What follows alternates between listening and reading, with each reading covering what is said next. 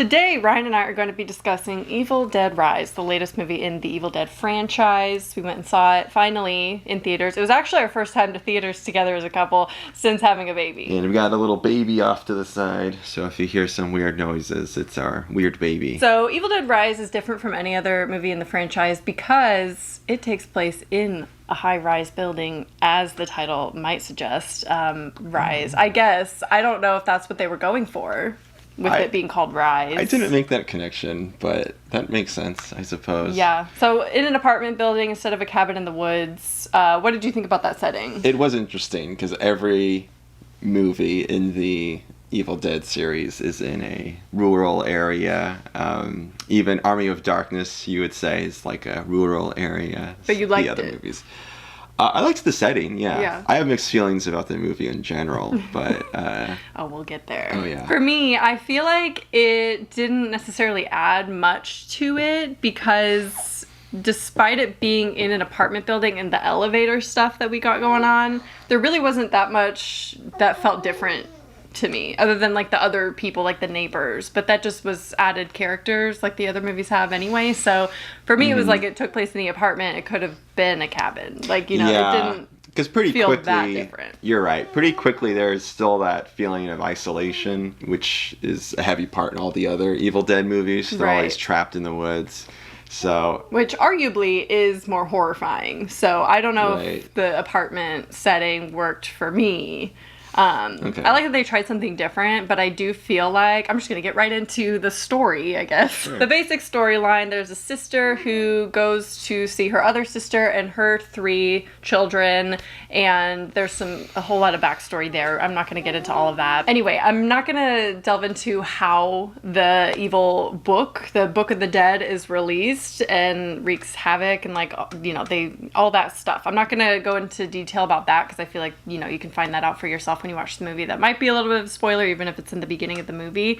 But I do feel like because it was an apartment building and parking structure, they had to like over-explain a little bit as to how it got there in the first place, and it felt very strange to me for the Evil Dead movies. Not that they've ever been like seriously plot heavy or like really good backstories. Yeah, but I see what you're saying. The Book of the Dead, or what is it? The Necronomicon? Yeah. Is that what it is? Yeah. It seemed more out of place in this setting. When it's the Necronomicon in this dilapidated shack in the middle of the woods. Makes sense, sure. Yeah, my suspension of disbelief is maintained, but it just seemed a little weird, a little out of place with the Book of the Dead in LA. In a city setting. It just, like, they explained why it was there in the first place, but it just wasn't my favorite explanation. Yeah. And then I feel like they had to like explain so much and like spoon feed the viewer a little bit as to like why we should, you know.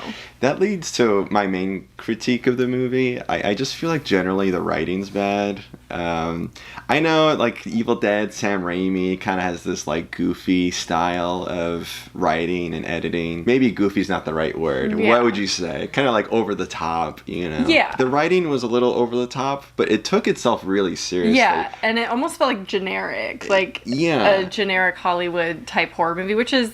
I'm not saying that they're not those. The Evil Dead movies aren't generic Hollywood horror, but I feel like they've always had like something else going on, and the writing has been really decent. In the 2013 remake is really good, and I really like the story. I feel like you care about the characters a lot, and I feel like in this one the writing was so bad, especially with the children in the movie, that I don't know, it took itself seriously, but like as a viewer I couldn't like take the acting seriously. Yeah, there's a few lines that stuck out to me. I was like, oh, I don't know why that line wasn't fixed before they filmed the movie. They're like starting to figure out that the Necronomicon is causing, you know, these violent phenomenon happenings. I don't know. But one of the characters in the family was like, oh, I think it's that weird book. I listened to this book and it was a weird dark prayer, they said. And something about that line, I was like, That's a awkward line. They could have yeah, a lot of the lines were kind of like that, and I don't know if I feel like it's partially writing, partial delivery. The youngest daughter in the family, I couldn't stand her. She was such a bad actor. Yeah. I don't want to be too mean though, because she looks like she's like child. 9 years old.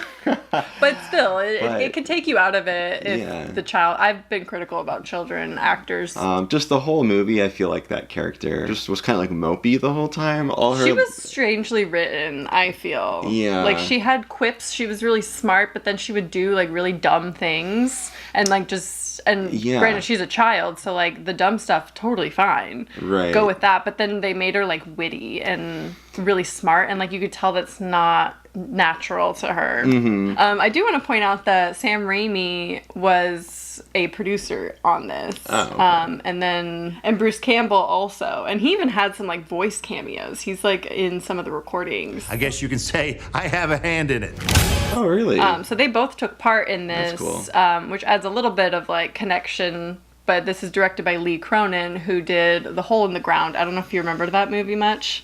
Also about like a mom and a little boy. I think so, yeah. You know, he goes missing and comes back weird and there's a hole. Yeah. Yeah, I don't think he's done anything else really big. The violence in the movie is good, though, I would say. I didn't like the writing that much. I didn't like the characters too much. But the gore was good, I thought. I liked the violence. I agree, the gore was really good, but I feel like it wasn't really good until the last probably 20 minutes or so. Okay. That to me is when it got a lot better, because natural to like kind of compare it a little bit to the 2013 remake, because the gore is obviously intense in that one. Yeah, the box cutter scene. The box cutter. Legendary. There's so many like iconic scenes in the 2013 That's true. remake that this one I feel like they tried really hard to do the same thing, or like one up itself with the cheese grater. I was gonna say, I think the cheese grater was their attempt to do like the box cutter. Yeah.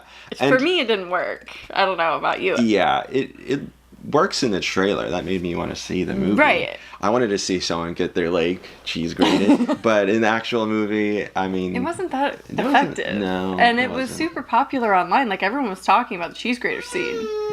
Okay, so do you remember when we were leaving the theater and I was like, they used so much blood that they were probably trying to compete with themselves on how much blood they were using to the 2013 remake. But it's not even comparable. The 2013 movie has 70,000 gallons of blood. Really? Oh and then this one only has 1,700 gallons. Oh, okay. So I thought it was comparable, but it's definitely not. But the gore obviously does get really good in the end. Yeah, the gore gets good. It gets very, very bloody. If you just like Evil Dead because of the violence, you're gonna like this movie. If you like Evil Dead because you like Sam Raimi's kind of unique style, his unique writing, where it's kind of like dark humor, I don't think you're gonna like this movie. The movie wasn't very funny.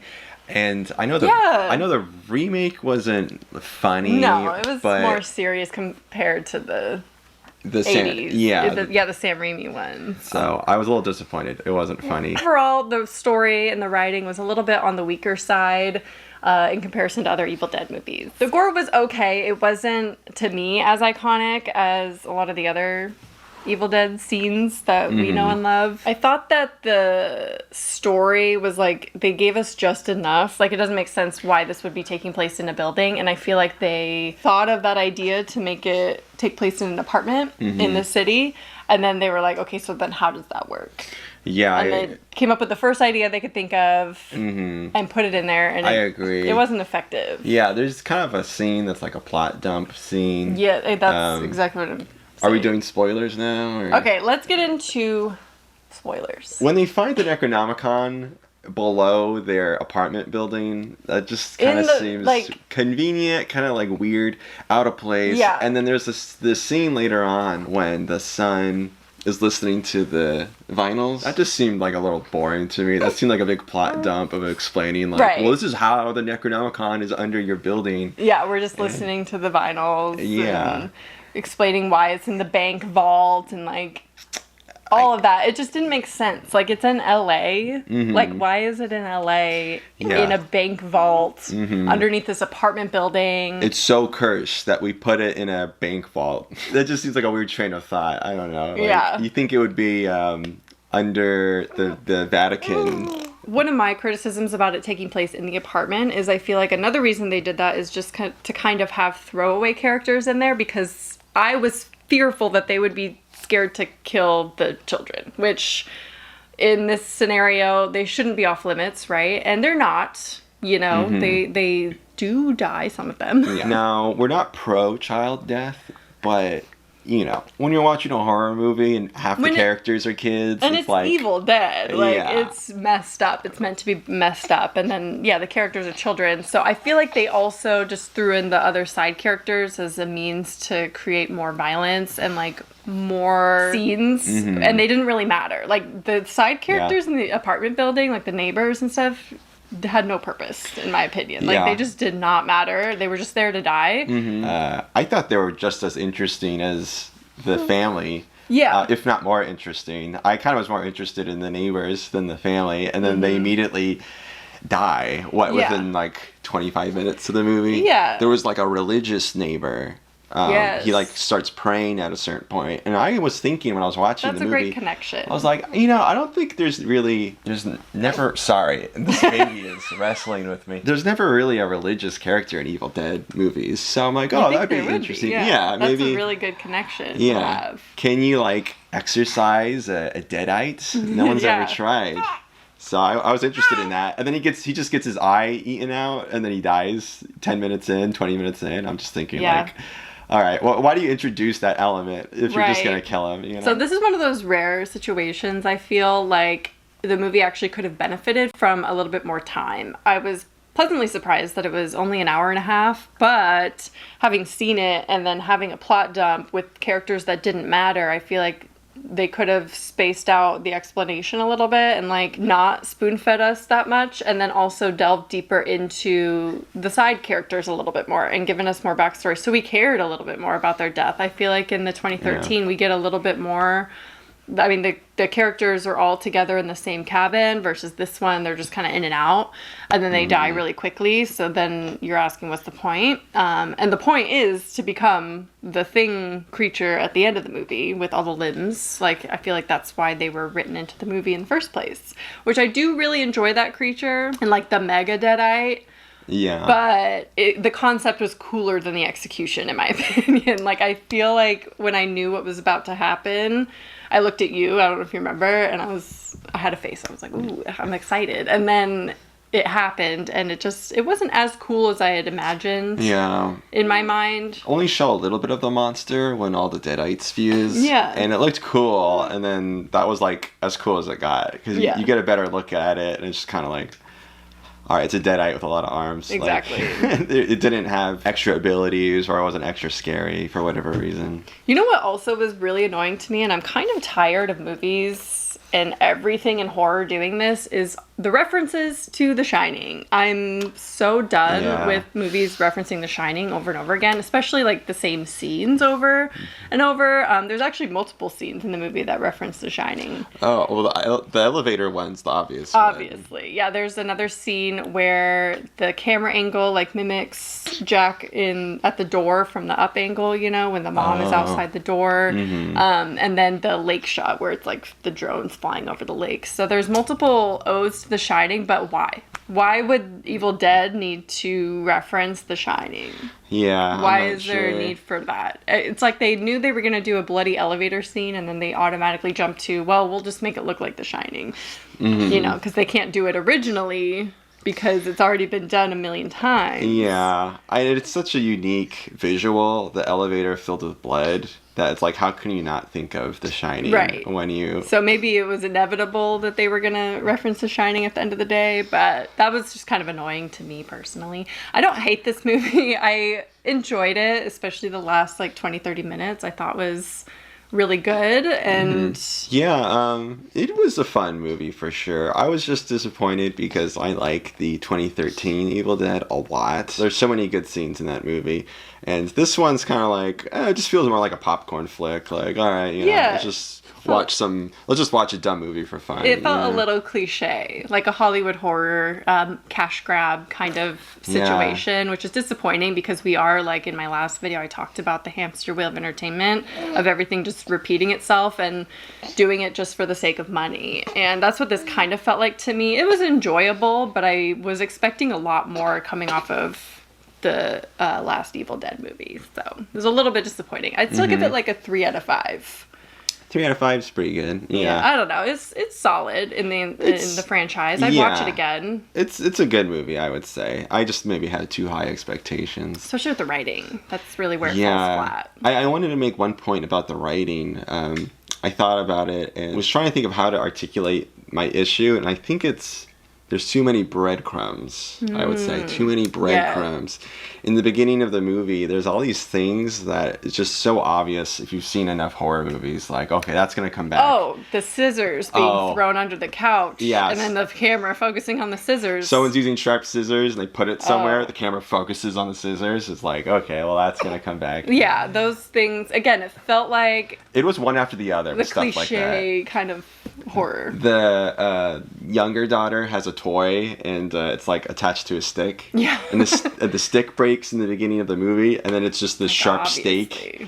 Yeah. They're like creating scenarios for future violent scenes. Which I don't mind. You have to like set things up, but it was like one after the other. Yeah. And then there's a neighbor, and he's like, maybe I should go get my gun in the back. And then it's like, oh, he has a gun. That's going to come back later. Right. You know? And it was does a couple times. One after the other. Yeah. I could go on. Yeah, there's so many scenes in the beginning where not only is it like building up the story, but it's like setting the tone. It's almost like a play. Like it has to set up all these things for it to pan out properly, and it just feels forced, again, with the setting being in the apartment building instead of in the woods. I don't know, just a lot of little things. Like you were saying before, I feel like they created an idea for like the middle of the movie, and then they worked their way back, because they were like, it just seemed like in the writing room they're like, well, we want a gun to be involved. Right. All right. We're going to do a cheese grater. That's a great. Yeah. That's a good one. Maybe some scissors involved and someone's eye. Maybe that's kind of how the movie felt like it played out. Exactly. And then they go backwards. They just like cram all the stuff in the beginning so they could use it in the middle. Yeah. With the gun and the scissors. And then what else? There's like a random scene where a neighbor's like, oh, there's a cat in the vent. Yeah, there's vents over here. And then they just sort of like, okay, and then never comes back again until the end. And it's like, oh yeah, the cat. The cat's in the vent. And then the mom like climbs in the vent. Yeah. Like, why did we need that set up like that? I don't know. It's too many breadcrumbs. Yeah, too many things like that felt forced, that didn't need to be there, or find a better way to explain it. You know what I mean? So what would you rate it? A C. I would a number, rate it a C. 50%. 2.5. 2.5. Okay. I'd say 2.5, just because it could have been so much better. It could have. It's not a bad movie. It had a lot of potential. It could have been And there's better. some really great scenes in the end. I liked a lot of that. Yeah. The beginning was good. It's the worth intro. watching. It's worth watching. Yeah, I'm just definitely. disappointed. That's all. I wanted it a lot. When I saw the trailer, I was like, oh, it's in LA. Deadites are going to take over the city. Right. And it's like totally not what the movie is. That's what I mean by the setting. Like, it didn't really matter. It's like the same movie, just in an apartment instead of a cabin. Okay, I know. Well, we gotta go. So it's good. Go watch it if you enjoy the movie. Okay. Anyway, leave a comment down below what you thought about Evil Dead Rise. I see a lot of people love it. It has really good ratings on Rotten Tomatoes and everything. So people are loving it. But yeah, let me know your thoughts. That's Fern's thoughts. She didn't like being alone during the movie, Well, not alone, but she got a babysitter. Yeah. Don't tell them where you left our baby alone. We just went to the movie and dipped out. Yeah. The movie and the video, Lynn. That's good enough. Yeah, good enough.